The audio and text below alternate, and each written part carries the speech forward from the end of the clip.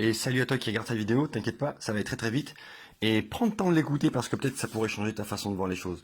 Ok, tu vas dans Jacques 1, verset 19 et suite, on va commencer peut-être au 21. Il est dit ceci, débarrassez-vous donc de tout ce qui salit et de tout ce qui reste en vous de méchanceté. Accueillez dans un esprit humble et docile la parole implantée en vous. Accueillez, je répète, dans un esprit humble et docile, la parole implantée en vous car elle a le pouvoir de vous conduire au salut. Seulement, ne vous bornez pas à l'écouter, traduisez-la en actes, sans quoi vous risquez de vous faire illusion sur vous-même.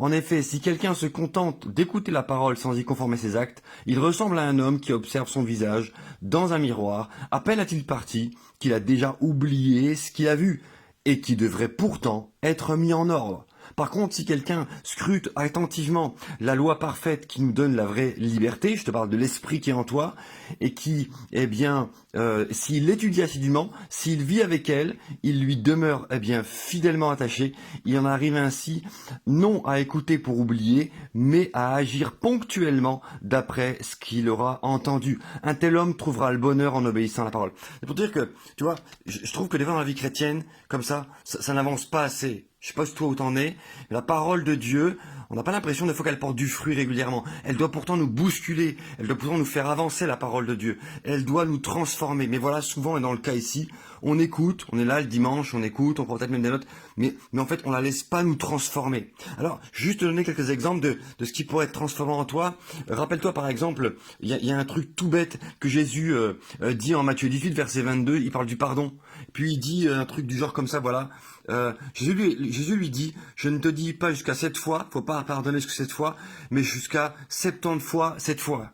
Dans ta vie, c'est un exemple concret de ce que la parole de Dieu te dit, par exemple. Est-ce que tu pardonnes? Est-ce que tu repardonnes?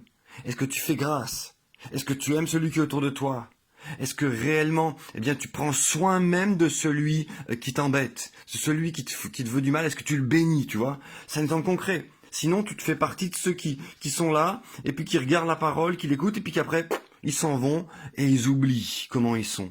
Ils oublient, et donc ils sont pas transformés par la parole. Tu vois, si tu prends Ephésiens 6 ici, par exemple, Ephésiens 6, 10, c'est connu, c'est les armes du chrétien, rien que ça. Tu vois, par exemple, il y a marqué, ayez la vérité comme ceinture. Est-ce que tu vis dans la vérité?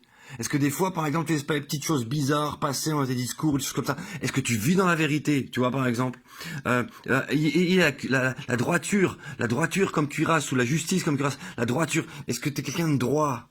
Donc toutes ces questions, tu peux te les poser. Je dirais jusque simplement, ayez pour zèle les chaussures de l'évangile.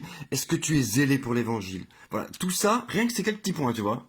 Tu dois te les poser parce que c'est la parole de Dieu qui te le dit. Je dois pardonner, je dois avoir ces quelques points. Tu prends au complet Ephésiens 6:10. Est-ce que c'est le cas? Est-ce que je laisse la parole me transformer? Est-ce que je vis par la foi comme il est écrit ici?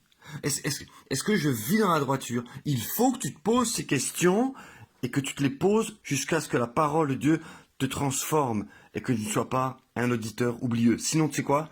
Jamais rien ne changera et tu resteras comme t'es.